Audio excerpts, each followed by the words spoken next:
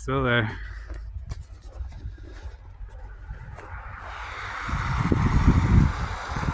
I think this is what, day 3? But anyway, got the names of those COs right here.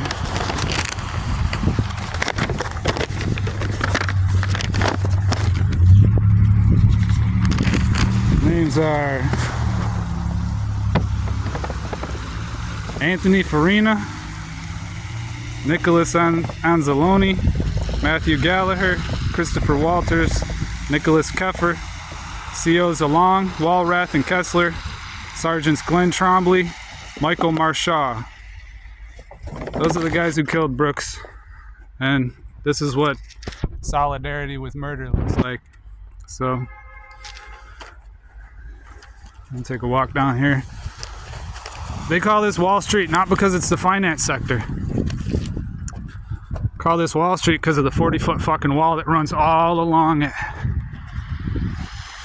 Ain't she pretty? Feels like living in Baghdad sometimes. My wife had a great idea. She said, why don't we shut this shit down? Leave the walls up, but make a pretty park inside of it, because there's a stream, the Owasco outlet. It runs right down the side, right through it. How beautiful would it be to have a little, just a walled off big old park right in the middle of your town, you know? But instead, we're the prison city. We actually had a choice back in the day. We had a choice. We could be the state capital, or we could have a state prison. And people back then thought it'd be a better idea to make it a state prison. And so, this ugly ass monstrosity is what you got.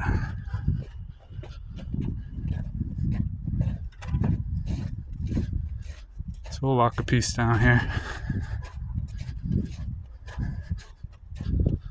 Yeah, she's a big wall. We're proud of our wall.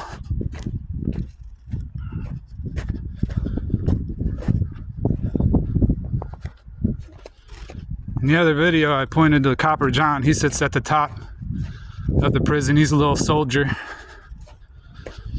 Copper John was originally made out of wood, but over the years he rotted away. So they had to replace Copper John. So they made a metal one. They had the prisoners make the replacement Copper John. It's kind of funny. A little known fact. The prisoners made Copper John anatomically correct. They gave him a penis. Of course, when the warden found out, they made sure they had to cut his dick off and before they'd mount him up on the top of the prison. See, the prisoners had a sense of humor. Another fun fact about this shithole, rumor has it, Kolgosh, the man who shot McKinley and killed, assassinated the president, he's buried in one of two places. Well, one of three places. Some say at the base of Fort Hill Cemetery, way across town over there. Other folks say it's an unmarked grave in Soul Cemetery, which is outside of town on your way to Skinny Atlas going that way. And then other records say that the COs here in the prison dug him a grave in the prison yard, filled his casket with sulfuric acid so that not even his remains would remain. I don't know which one's true. I don't think anybody knows. But yeah, Kolgosh was put to death here. They buried him here for shooting McKinley.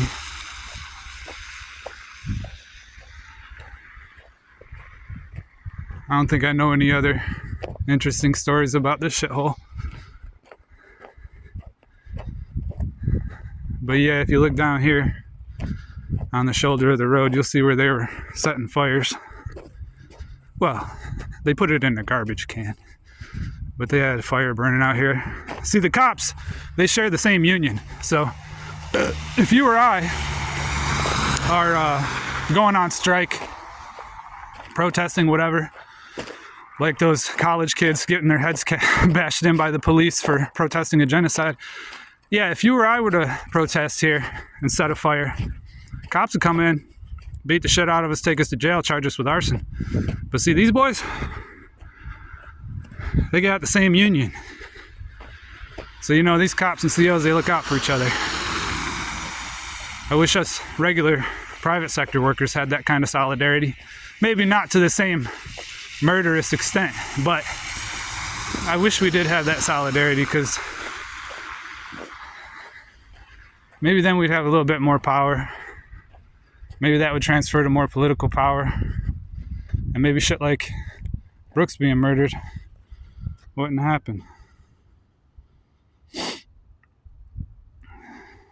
So last night they had this fire going. They got more firewood over there. You can see they say, enough is enough. We're on strike. How about that? These fucking government employees get coddled and swaddled, and they say enough is enough. Obviously enough isn't enough. You guys want more. More pay. You want the laws to be catered to your preference so that we can throw people in solitary confinement for over 15 days consecutive.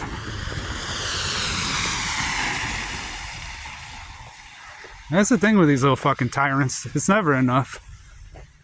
You always want more.